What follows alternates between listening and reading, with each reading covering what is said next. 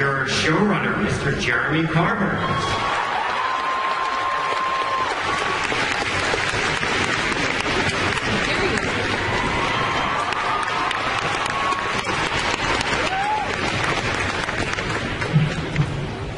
This next gentleman just had a birthday a couple of days ago.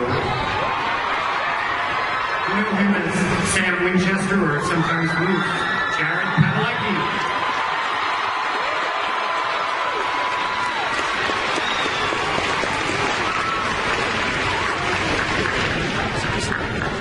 His next man did not have a birthday 2 days ago, but you'll also be glad to see him. You know him as Dean Winchester.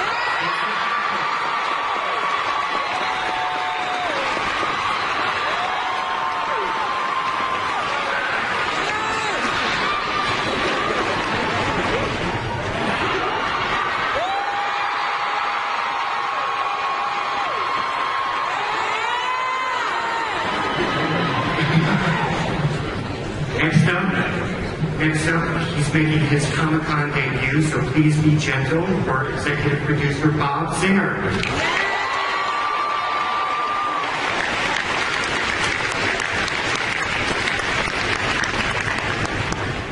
And next we have everyone's favorite angel,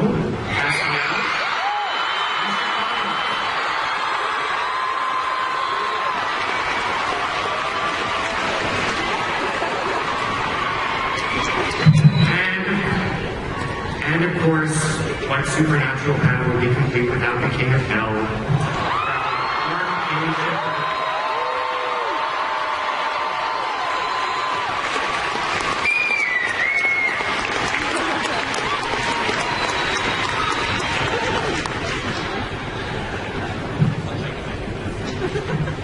All right, Jeremy, I want to start with you. Just a big question after the season finale.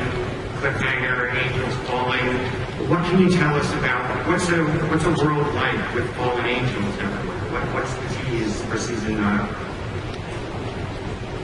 Excellent question, Rich. Thank you. I think one of the things that's going to be really exciting this season is that we're going to learn pretty quickly that a world full of fallen angels is pretty much a free-for-all. In that,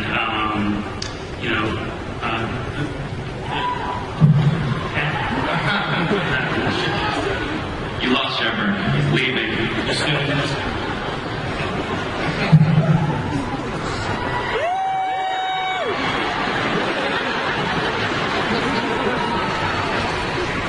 We should knock it over again.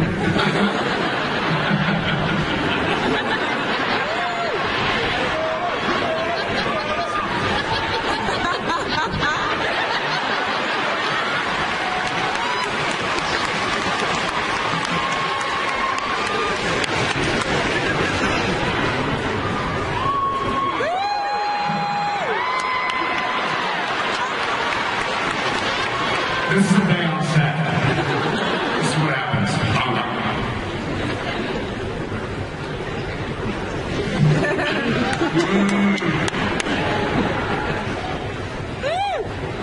You were saying, Jeremy? sorry, I put myself to sleep there. I was saying, gosh, I don't know what I was saying. With Angels on Earth, I think we're going to see it's not one unified body. We've got lots of angels out there with lots of different agendas, and many are feeling lost and scared and vengeful. And I think it's lending itself to some really exciting and wonderful character moments for all of our characters to be dealing with. A world of fallen angels is a dirty, bloody, scary, and in some ways very human world. And we're really, really excited to explore that.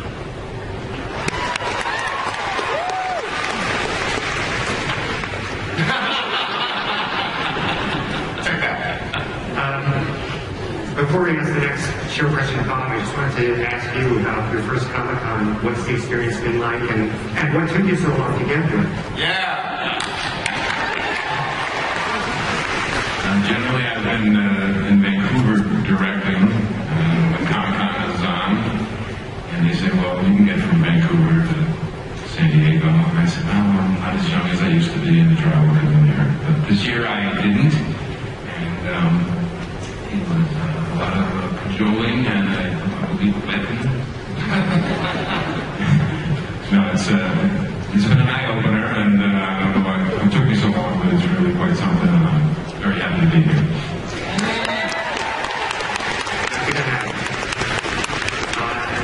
And this is for Jeremy and Bob, but Jeremy and Jensen, if you guys want to chime in too. Just last season, Sam and Dean, they had their troubles with each other, but they had a really nice moment in the finale. Great brotherly bond. And just want to, what's their relationship going to be like season 9? Like, where are they when we get back? Jeremy?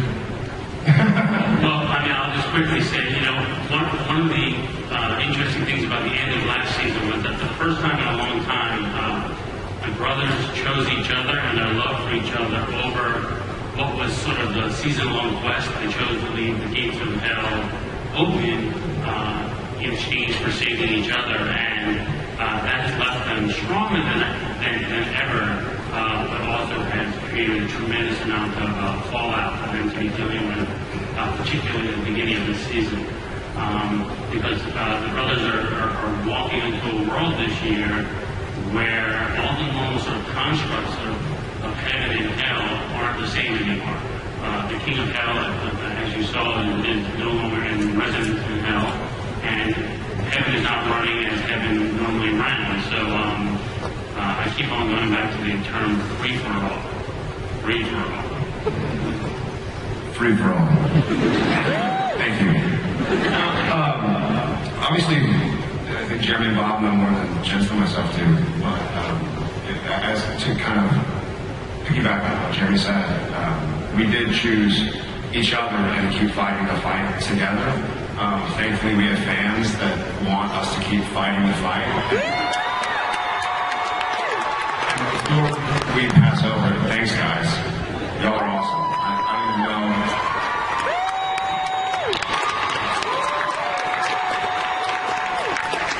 Y'all really kick ass. And I don't think any of us thought we'd be up here in season 9 with people so interested, so thank you. But on that note, we'll keep on fighting the fight together as we see Sam and Dean kind of figuring out how to, in this free-for-all world where we have the King of Hell living in our dungeon and angels walk all over the place, we're really going to need each other more than ever. Free-for-all. Nisha.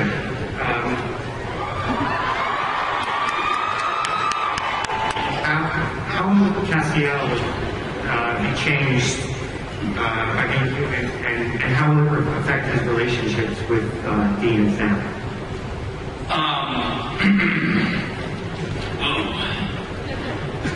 It's kind of fun hearing yourself in echo with them. Nice. I want this effect at home. It's a remarkable shift for Castiel, because Castiel, prior to the beginning of this season, has been equipped with all sorts of powers and capacities that made them a very useful tool to the brothers. He could pop in, and for instance, if they needed to go back in time 20 or 30 years, he could facilitate that. Now he can pop in and, basically fold laundry. So there's a shift in the there's a shift in the dynamic there in terms of how he can be utilized by the brothers at the outset of the season. And I think that for Castiel's arc as a character this season, it is going to be an immensely rich terrain to explore. His becoming human. We've sort of, in past seasons, tested those waters a little bit. In season 5, he's sort of lost some of his powers and started to become human, but now he's really down in the dirt and the filth being a human and getting to experience what it's like to actually eat, and then what happens to the food after you eat it. There's a great bathroom scene. There's a really great bathroom scene. It's a 3-episode arc of You're an adult and you're actually flushing a toilet for the first time. That's got to be an epiphany. So yes, there's a lot of good stuff like that. Bathroom related stuff.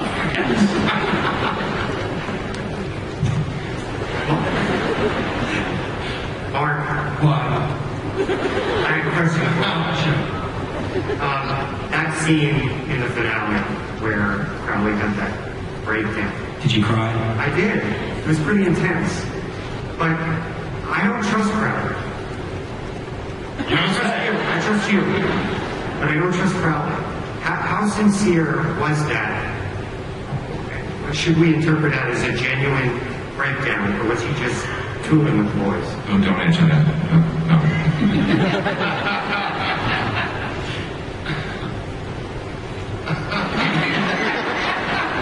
All right, well, Bob, you want to take that one? He could tell you, but I'd have to kill him. I think the fun part for me is that whatever happened to Crowley at the end of season 8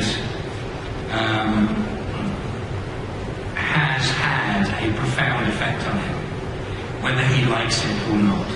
I think that's the best way of putting it. And hopefully we'll go on a little journey to find out what kind of effect that might have had. Is that a good way to put it? Well done.